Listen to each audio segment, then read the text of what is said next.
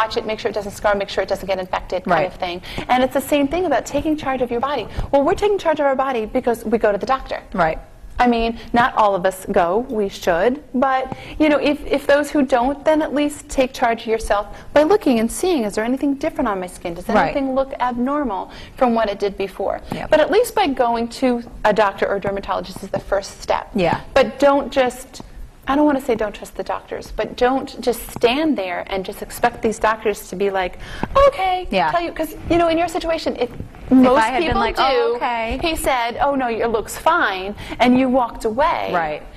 You know, where would I be in 6 months? You know. Right. Where it's like, okay, it's really not that difficult. Right. It's just a little scrape or a little pinch of the skin to take it off. Whereas other people feel like, oh my goodness, it's a mole, it's this big gouge, it's big stitches. It's really not, and it's better to be safe than sorry. You know, well, it's certainly a lot easier than going through an actual melanoma surgery. I mean, this.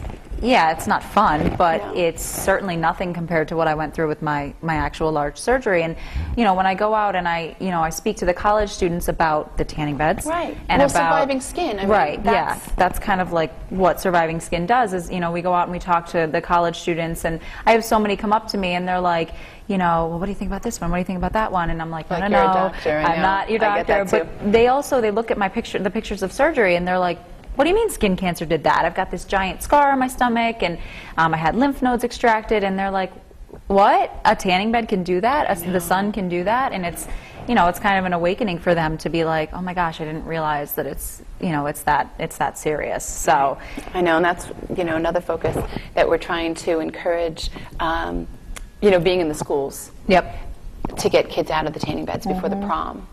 You know, and just before sort anything, those kids use tanning beds nowadays. It's and like don't what you do after understand school. why they can't be comfortable in their own skin. I mean, I know. You know, so there's other alternatives that, you know, organizations like Melanoma Education Foundation and organizations like Surviving Skin are trying to create better awareness and a balance. I mean, you know, I have kids, so I don't want to take something away and not replenish it with something. So it's like, okay, you know, let's take away the tanning bed and supply a spray tan.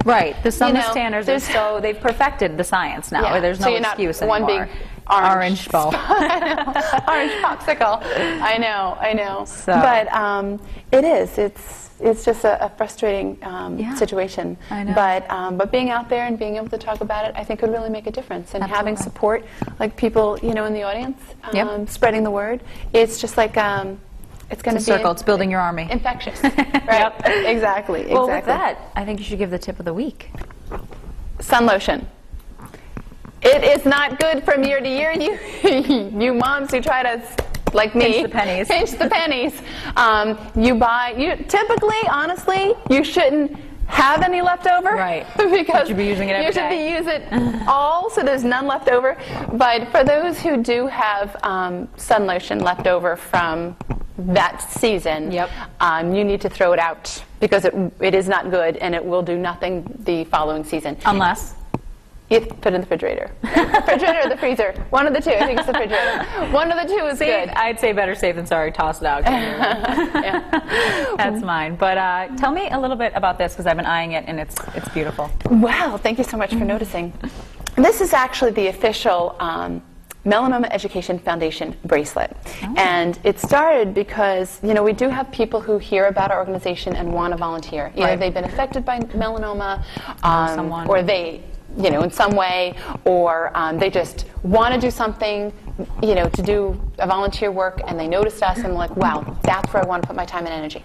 So this one particular woman makes jewelry, and she was one of those women who was affected by melanoma and wanted to play her part. So she had made a few bracelets and said, listen, pick one bracelet that you like, and I want to make that the official Melanoma Education Foundation bracelet. Oh, wow. And if those who don't know, you know, I know you know, that the color black, like pink and yellow, ribbons, all mean different things. Well, black is actually the known color for melanoma because of the black mole. So that's why she went with the black beads. And so she makes them, and we sell them on our website at www.skincheck.org. Had to put that plug in there. For $30, and 100% of the proceeds goes to the Melanoma Education Foundation. Wow. So it has a nice story to it because of the fact that somebody was compelled enough to just want to do something. And a way to just sort of bring in some extra money for us, which as a small organization is very, very very difficult to do. That is wonderful. So, no, but I appreciate that, yeah. Well, thank you so much for tuning in. For more tips or to obtain more information, visit skincheck.org or go to MPAC TV. Be sure to watch us